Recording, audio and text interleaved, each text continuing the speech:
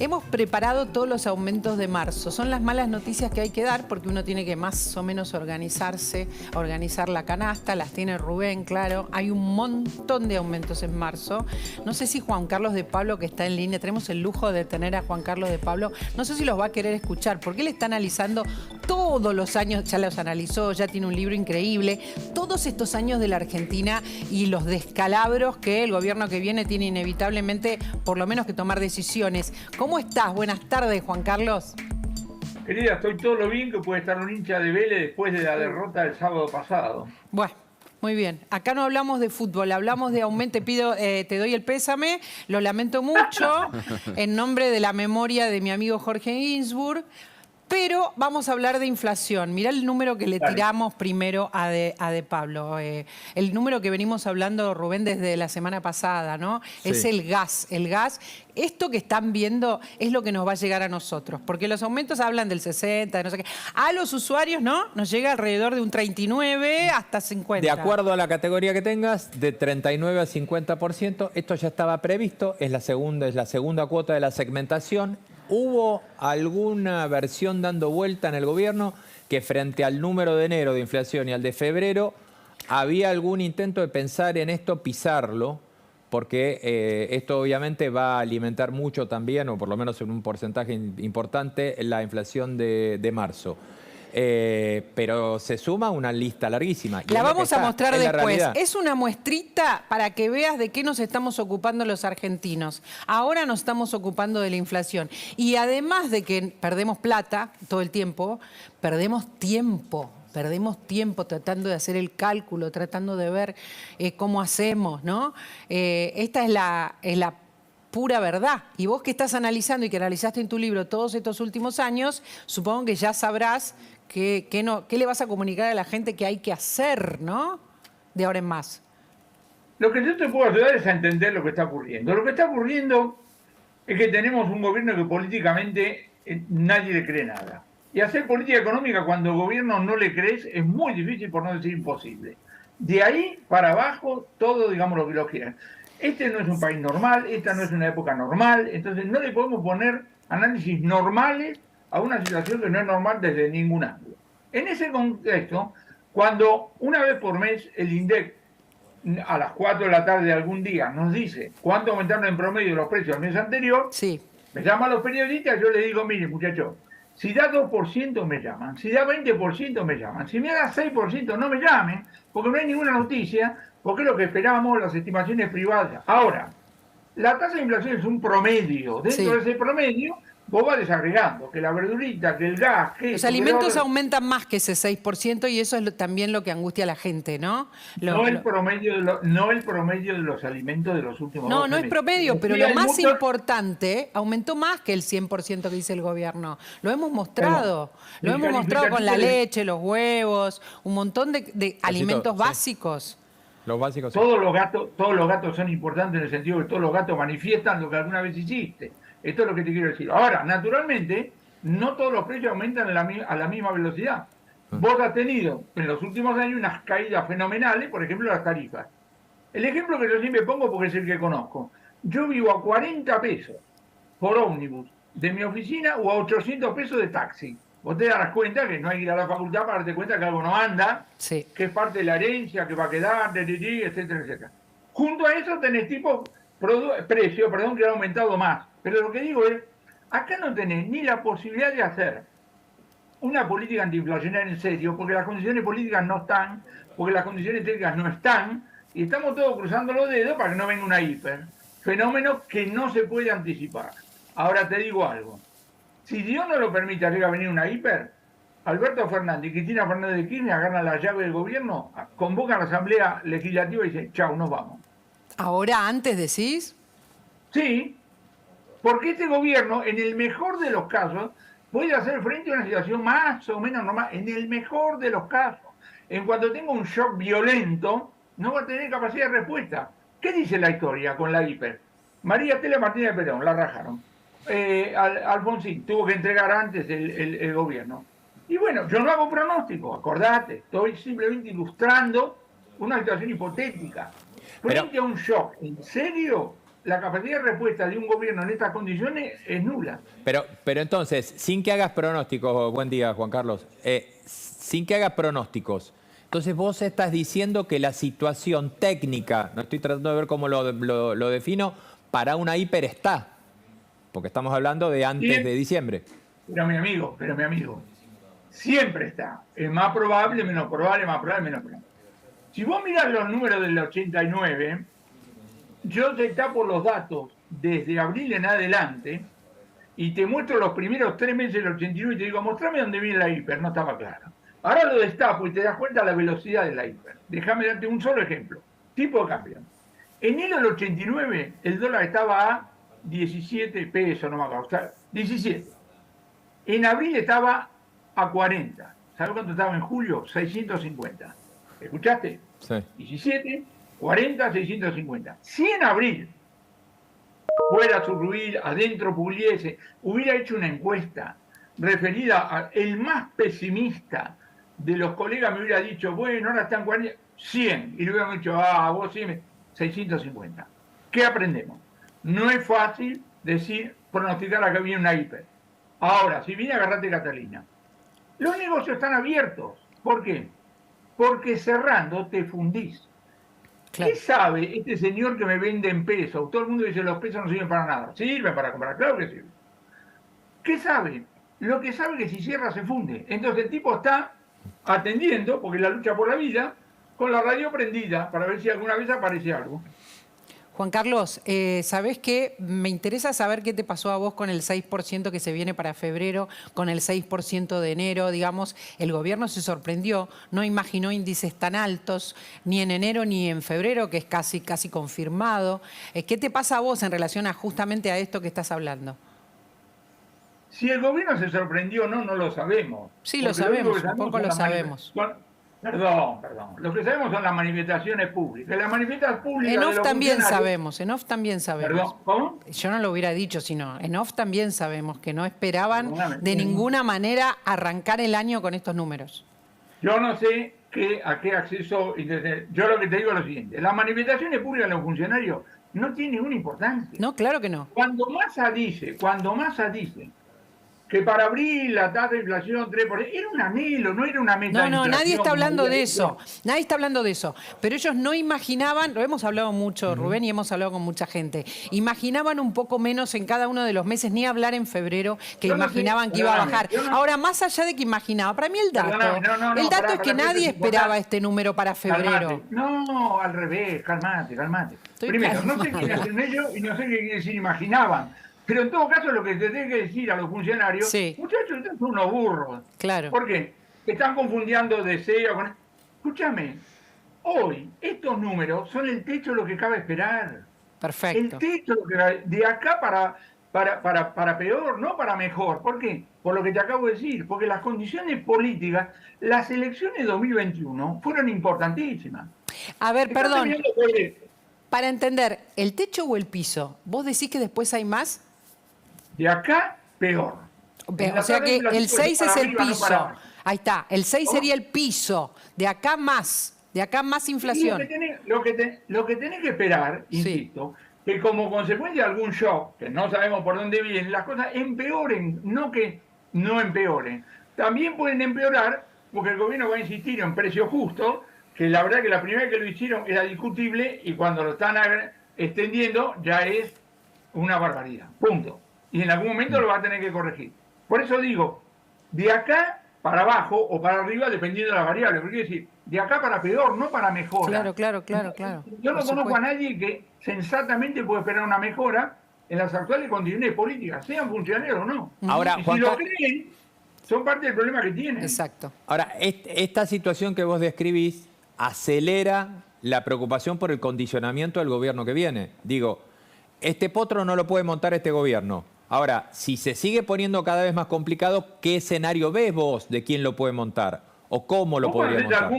¿Pero vos conocés algún gobierno que le solucione algún problema al que viene? No conozco ninguno, mi querido. No, yo digo las condiciones en las que... No, solucionan no, además el kirchnerismo no le regala nada a nadie, pero ¿en qué condiciones lo va a tomar? Perdóname, no lo sabe nadie. La tasa de inflación de noviembre de 2023, ¿va a ser 4% o 40%? Bueno, no lo sabe nadie. Naturalmente, que el programa a partir del 10 de diciembre de 2023 no puede ser el mismo, dependiendo si la tasa de inflación es 4 o digamos 40. Pero digamos, es así. Juan Pablo, además de este problema de la inflación que vos estudiaste en los últimos años, se llama El desafío económico del próximo gobierno, el libro de Juan Carlos, Argentina 2024-2027. Además de eso, le vamos a sumar, ahora vamos a hablar de este tema con alguien desde los Estados Unidos, el problema de las reservas, el problema del acuerdo con el fondo. El acuerdo con el fondo es una tontería, porque está basado en que ya nos dieron la guita. Estoy cansado de explicarlo y lo vuelvo a reiterar. Hay una declaración de hace unos meses de la señora Georgieva, la directora gerente del Fondo Monetario, salió un domingo en La Nación, donde dijo, a un funcionario argentino, dijo, cumplan algo, casi un ruego, dijo, nos van a rajar a todos, a mí también. Ya nos dieron la plata y saben que con el esfuerzo argentino nunca le vamos a pagar. Entonces todo esto es contabilidad creativa. Ahora, acá voy a un punto técnico. La sequía no es obra de este gobierno. La sequía es un tema de Dios, el destino, lo que vos quieras. Sí. En algún momento el Fondo Monetario, contra caída del valor de exportaciones debido a estas razones ajenas al gobierno, tenía programas especiales de ayuda. El más famoso de todos fue inaugurado en 1973 con el primer shock petrolero y se llamaba las facilidades petroleras. Después hubo otra. Pregunta que hago, no lo sé, pregunta que hago. ¿Podemos ir al fondo fuera del acuerdo para decirle, Dios se portó mal con nosotros? Acá tenemos una caída de 15% de valor, nos dan plata fresca, no caída de reserva. Es una tontería. Si formamos la reserva, no tiene nada que ver con el acuerdo con el fondo, no tienen cómo presionar, no tienen nada. La pregunta que tenemos que hacernos, porque el fenómeno de la sequía sobre la balanza comercial es significativo. Escúchame. Cuando estamos hablando de caída de 15% de valor de exportaciones, no tener reservas, no tener crédito, la contracción desde el punto de vista externo es muy fuerte. ¿Qué va a pedir Massa ahora? ¿Qué va a pedir a los Estados Unidos? La verdad que el Fondo Monetario debería ser esa. Sí. Si puede ser o no, no lo sé. Plata, digamos. ¿Es lo que vos crees que va a pedir eso el gobierno?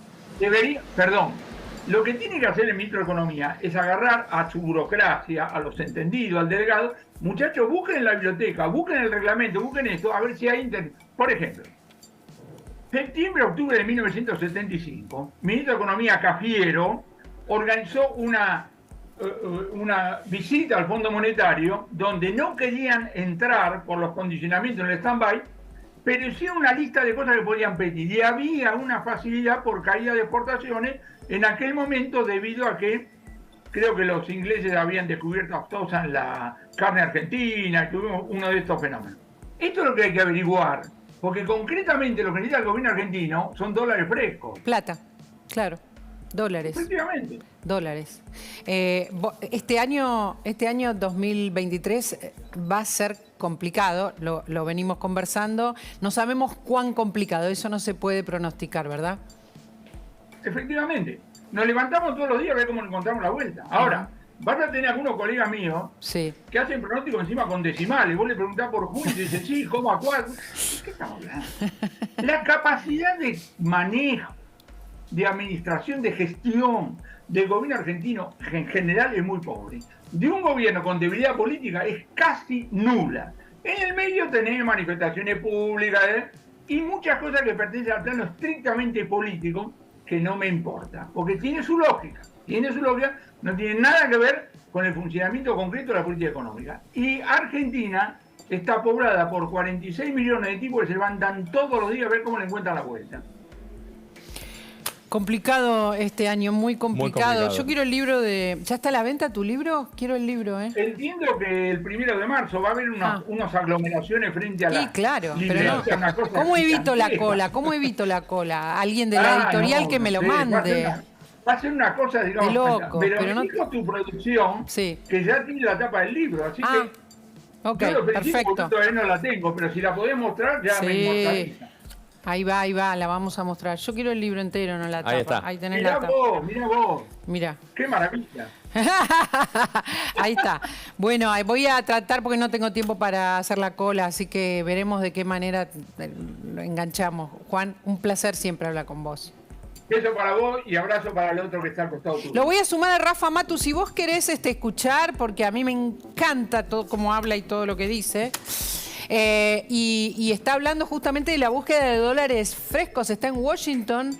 Rafa, a ver, el gobierno se va a plantar a buscar plata. Rafa, es inminente, ¿no? Hay cambios inminentes.